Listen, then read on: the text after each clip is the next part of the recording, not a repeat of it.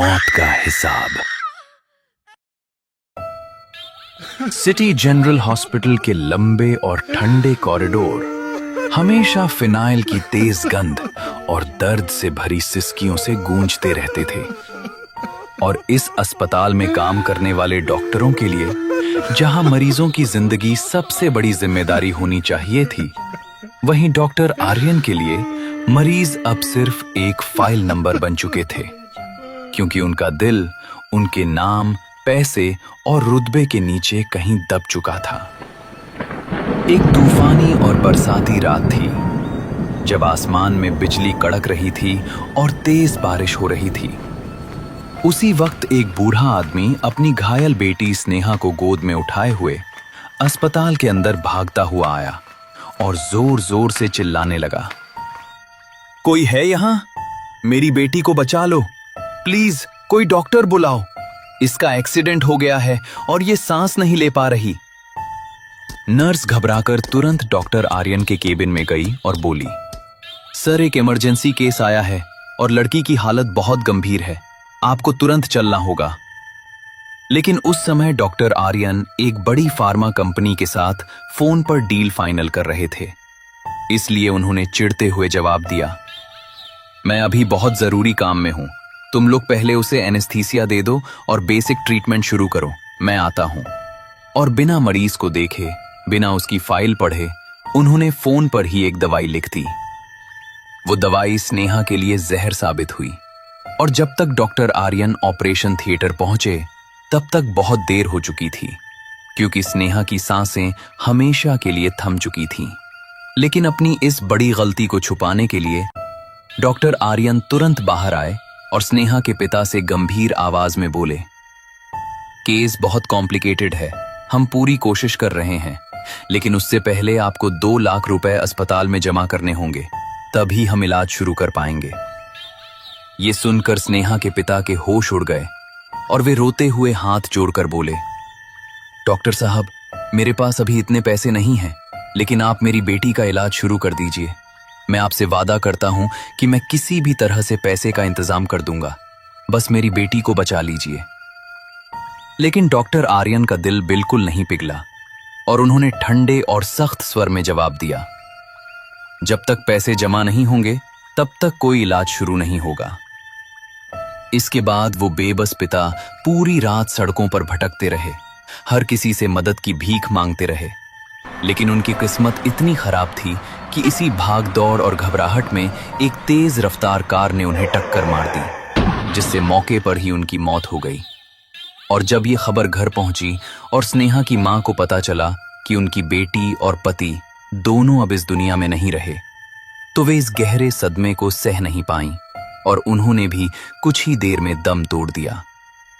और इस तरह एक ही रात में एक हंसता खेलता परिवार हमेशा के लिए खत्म हो गया।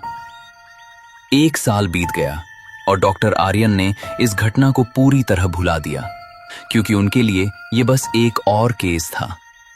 लेकिन एक रात जब वे अस्पताल में अकेले नाइट शिफ्ट कर रहे थे, तभी अचानक लिफ्ट अपने आप मुर्दा घर वाले फ्लोर पर जाकर रुक गई।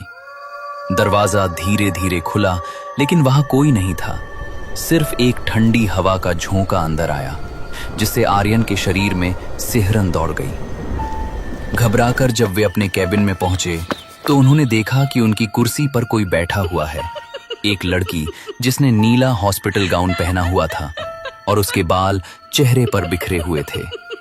ये देखकर आर्यन गुस्से में बोले, तुम अंदर कैसे आई? ये मेरा कैबिन है, तुरंत बाहर निकलो। लेकिन जब वो लड़की धीरे धीरे उनकी तरफ मुड़ी, तो आर्यन के पैरों तले जमीन खिसक गई, क्योंकि वो स्नेहा थी, लेकिन उसकी आंखें पूरी तरह खाली और डरावनी थी, जैसे उनमें कोई आत्मा ही न हो। स्नेहा की आवाज कमरे में गूंजते हुए आई, डॉक्टर साहब, क्या आपने मेरा बिल भरा? और ये सुनते ही आर्यन के माथे पर पसीना आ गया और वे डरते हुए बोले, नहीं नहीं, मैं तुम्हें नहीं जानता, तुम यहां से चली जाओ। लेकिन स्नेहा धीरे धीरे उनकी तरफ बढ़ने लगी और उसके हर कदम के साथ जमीन पर खून के निशान बनते जा रहे थे। फिर वो भारी आवाज में बोली, मेरी मां पूरी रात मेरा इंतजार करती रही, मेरे पिता पूरी रात 2 लाख रुपए के लिए सड़कों पर भीख मांगते रहे। आपकी एक लापरवाही ने मेरी जान ले ली और आपके लालच ने मेरा पूरा परिवार मुझसे छीन लिया। बताइए डॉक्टर साहब, आपने इतना बड़ा हिसाब कैसे चुकाया? ये सुनकर आर्यन घबरा गए और दरवाजे की तरफ भागे, लेकिन वहां कोई दरवाजा ही नहीं था। चारों तरफ सिर्फ सफेद दीवारें थीं और उनमें से दर्द भरी चीखों की आवाजें आ रही थीं। तब आर्यन घुटनों पर गिर पड़े और रोते हुए बोले, मुझे माफ कर दो स्नेहा, मुझसे गलती हो गई। मैं सब ठीक कर दूंगा। मैं सब वापस ले आऊंगा। लेकिन स्नेहा उनके बिल्कुल पास आ गई और अपने बर्फ जैसे ठंडे हाथ उनके गले पर रखते हुए धीमे से बोली, अब कुछ ठीक नहीं होगा, अब सिर्फ हिसाब बराबर होगा। अगली सुबह जब अस्पताल के स्टाफ ने डॉक्टर आर्यन का कैबिन खोला तो उनका शरीर जमीन पर पड़ा हुआ था। उनकी आंखें खुली हुई थीं और चेहरे पर भयानक डर साफ दिखाई दे रहा था। सबसे हैरान करने वाली बात यह थी कि उनके मुंह के अंदर से 2 लाख रुपए के पुराने और फटे हुए नोट निकल रहे थे और उनके एप्रन पर खून से लिखा हुआ था, ट्रीटमेंट कंप्लीट। सीसीटीवी फुटेज में दिखा कि पूरी रात डॉक्टर आर्यन के कैबिन में कोई नहीं आया था और वो अकेले ही हवा से बातें कर रहे थे और आखिर में खुद ही अपना गला घोंट रहे थे। लेकिन जब फुटेज का आखिरी फ्रेम देखा गया तो उसमें उनके पीछे एक धुंधली परछाई दिखाई दी जिसने नीला हॉस्पिटल गाउन पहना हुआ था और उसके हाथ में एक पुराना आईडी कार्ड था और उसके चेहरे पर एक ठंडी और डरावनी मुस्कान थी।